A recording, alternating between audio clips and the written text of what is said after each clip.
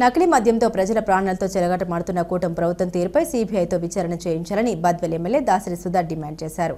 నకిలీ మద్యం తయారీని నిరసిస్తూ వైసీపీ మహిళా విభాగ ఆధ్వర్యంలో కడప నగరంలోని ప్రకాష్ నగర్లో గల ఎక్సైజ్ రీజనల్ కార్యాలయం ఎదురుగా నిరసన వ్యక్తం చేశారు. అంతకుముందు ఆందోళనకారులు ప్రకాష్ నగర్ నుండి ఎక్సైజ్ ప్రొబిషన్ కార్యాలయం వరకు నిరసన ర్యాలీని నిర్వహించారు.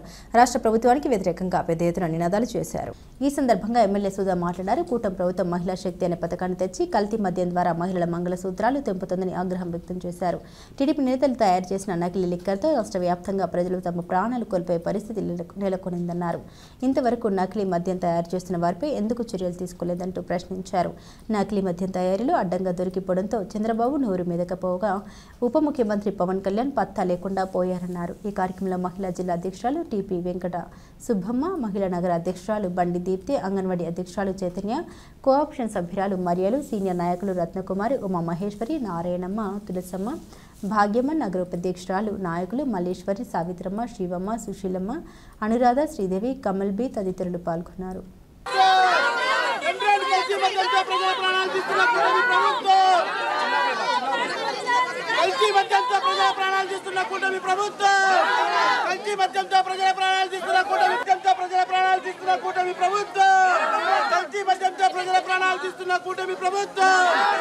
ఏ విధంగా అయితే మార్కెట్లో ఈ నకిలీ మద్యం అనేది సరఫరా జరుగుతూ ఉంది, రొటేషన్లో ఉంది.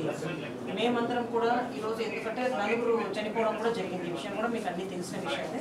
మేమందరం కూడా ఈరోజు వైసీపీ పార్టీ తరఫు నుంచి మేము మా రిప్రజెంటేషన్ ఏంటంటే మీరు కూడా మన జిల్లాలో ఎక్కడైనా కూడా ఈ ఇల్లిసిట్ లిక్కర్ ఏదైనా సర్క్యులేషన్లో ఉంటే వాటిపైన మీరు కఠినంగా నిఘా పెట్టాలి. ఎందుకంటే మనుషుల ప్రాణాలతో చెలగాటమాడే ఈ పద్ధతి ఇదంతా కూడా సరైనది కాదు. సమస్యలు పెట్టడం కూడా అంటే in general not only this నకిలీ మద్యం గురించే కాదు, జనరల్గా కూడా విచ్చలవిడిగా. అందరికీ నమస్కారం. ఈరోజు కూటమి ప్రభుత్వం పథకాల సంగతి పక్కన పెడితే ఈరోజు రాష్ట్రంలో చూస్తే ప్రజల ప్రాణాల పట్ల కూడా ఈ ప్రభుత్వానికి ఎలాంటి చిత్తశుద్ధి లేదన్నది తెలుస్తోంది.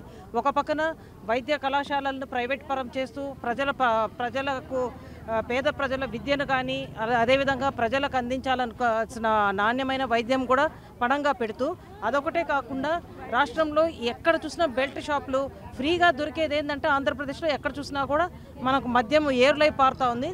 పోనీ ఆ మద్యంతో కూడా చూస్తే కన్నా అంతా కల్తీ మందు ఎక్కడ చూసినా కూడా ఎక్కడికక్కడ రాష్ట్రం అంతా కూడా కల్తీ మందు మార్కెట్లో దొరుకుతూ ఉంది. ఈ రోజున మన రాష్ట్రంలో చూస్తే కనుక 4 ప్రాణాలు కూడా బలి అయిన పరిస్థితి చూస్తూ ఉన్నాం. ఇవన్నీ కూడా రాష్ట్ర ప్రజలందరూ కూడా గమనిస్తున్నారు. ఈ ప్రభుత్వాన్ని మేమందరం కూడా ప్రశ్నిస్తున్నాము. ఆ రోజు నాణ్యమైన మందు ఇస్తామని ఆ రోజు ఎన్నికల ప్రచారంలో చెప్పిన ఈ నాయకులు ఈరోజు అధికారంలోకి వచ్చిన తర్వాత ఇంత పెద్ద ఎత్తున కల్తీ మద్యం దొరికితే మళ్ళీ వాళ్ళందరూ కూడా వైసీపీ కోవట్లని చెప్పడము ఎక్కడ న్యాయము? వాళ్ళు బీఫామ్ స్వయంగా చంద్రబాబు నాయుడు గారు బీఫామ్ ఇచ్చిన వ్యక్తే మళ్ళీ తీరా చూస్తే కన్నా వాళ్ళు బీఫామ్ ఎలాగిస్తారండి వైసీపీ కోవట్లకు? ఇదంతా కూడా ప్రజలు గమనించాలా. ఎందుకంటే వాళ్ళు జరుగుతున్నంత కాలం మంచిగా వాళ్ళకు జరిగిపోతుంటుంది. పట్టుబడిన రోజు వాళ్ళు మా వాళ్ళు కాదు పక్కన వాళ్ళు అని చెప్పడము ఇదంతా ఎంతవరకు న్యాయం?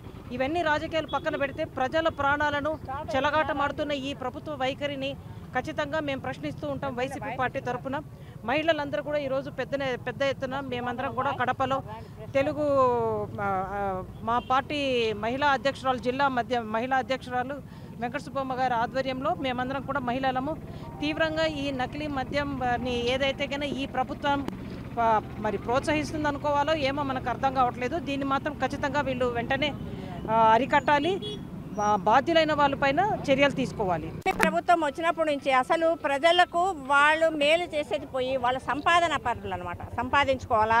అప్పుడు owner deputy CM Pawan Kalyan ఎగిరి జగన్ నువ్వు మద్యం దొంగ మద్యం ఇచ్చావు, కల్తీ మద్యం ఇచ్చినావా? ఇప్పుడు కల్తీ మద్యాలు చేసేదే వాళ్ళు. అన్ని కల్తీ మద్యాలు ఎంతమంది తాలిబొట్లు తెగిపోతున్నాయి, ఎంతమంది చనిపోతున్నారు. ధనార్జనే వాళ్ళ ధ్యేయం. మంచిగా విద్య వైద్యము జగన్మోహన్ రెడ్డి గత ప్రభుత్వంలో ఎక్కడైనా మేము ధర్నాలు చేశారా? ఎవరైనా చేశారా? ఏ విషయం కన్నా ధర్నాలుగా నిరాహార దీక్షలు చేయరా. వీళ్ళు వచ్చి 15 నెలల నుంచి రోజు అందరూ ఆడవాళ్ళు బాధపడ్డమే, విద్యార్థులు బాధపడ్డమే, నిరుద్యోగులు బాధపడ్డమే, అందరినీ బాధ పెట్టడమే చంద్రబాబు నాయుడుకు అలవాటు. మోసంతో వచ్చేది అలవాటు. కాకపోతే ఈసారి మోసంతో వచ్చినారో ఈవీఎంతో వచ్చినారో తెలియదు. ప్రజలైతే జగన్ ప్రభుత్వాన్ని చాలా మెచ్చుకుంటున్నారు. ఇప్పటికి కూడా ఆయనకు అంత ఫాలోయింగ్ ఏంటంటే మోసంతో గెలిచిందనే అంట. నేనైతే ఇప్పుడు ఎక్కడికి పోయినా కూడా ఒక సీఎం కూడా రారు, మీ పబ్లిక్ మీటింగ్లో కూడా ఆయన జనాలు అంటే జనాధారణ ఉన్నట్టే కదా, వాళ్ళంతా ఓట్లు వేసినట్లే కదా. మీరు అప్పుడు ఎన్ని మోసాలు చేశారు. అప్పుడే చెప్పినాం నాణ్యమైన మద్యం ఇస్తా. అప్పుడు మద్యపానులకంతా జగన్మోహన్ రెడ్డి మద్య నిషేధం చేసి చాలా తక్కువకి ఇస్తే వాళ్ళు శత్రువులైనారు. వాలంటీర్లకు 5,000 కాదు 10,000 ఇస్తేనే వాళ్ళను శత్రువులు చేసినావు. అందరికీ మోసం. ఇప్పుడు డాక్రా వాళ్ళకు పావలా వడ్డీ కాకుండా జగన్మోహన్ రెడ్డి 0 వడ్డీ అంటే 0 వడ్డీకి ఇచ్చినారు. మద్యపాన నిషేధం అంతా కల్తీ మద్యం చంద్రబాబు నారా మద్యం నిషేధం చేయాలా, వాళ్ళను కఠినంగా శిక్షించాలా. దానికి నిరసనగా మేము ఈరోజు నిరసన ర్యాలీ చేస్తాం. అందరికీ నమస్కారము. తెలుగుదేశం పార్టీ స్థాపించినప్పుడు సీనియర్ ఎన్టీఆర్ గారు సంపూర్ణ మద్యపాన నిషేధం అనే కాన్సెప్ట్తో ప్రజల్లోకి దూసుకుపోయారు. ఆ రోజు దాన్ని సంపూర్ణంగానే అమలు చేశారు. కానీ రాను రాను తెలుగుదేశం పార్టీ ఆ అజెండానే పూర్తిగా కాలదూసిందని అనుకోవాలి. వైఎస్ఆర్ కాంగ్రెస్ పార్టీ వచ్చినప్పుడు 45,000 మద్యం బెల్ట్ షాపులను అన్నిటినీ క్యాన్సిల్ చేసి నాణ్యమైన మద్యాన్ని అది గవర్నమెంట్ వారి కనుసన్నల్లో మాత్రమే సరఫరా చేస్తూ ఒక మంచి సుపరిపాలన అయితే అంది.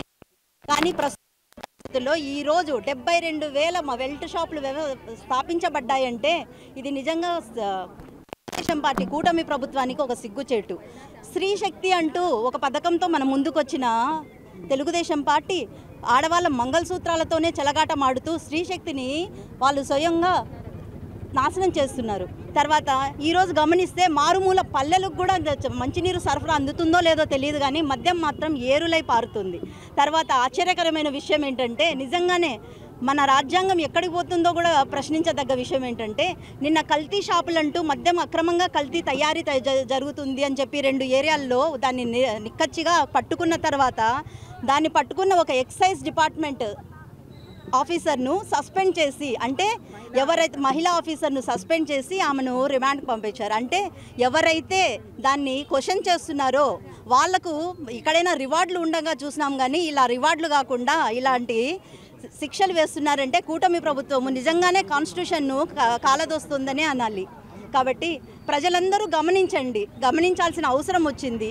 ఈరోజు ప్రతి ఒక్కరూ ప్రశ్నించి రోడ్డుకి ఎక్కితే తప్ప మనకంటూ ఒక సక్రమైన దారి లేదు. ఇప్పుడు ప్రజల వాయిస్ కావాలి.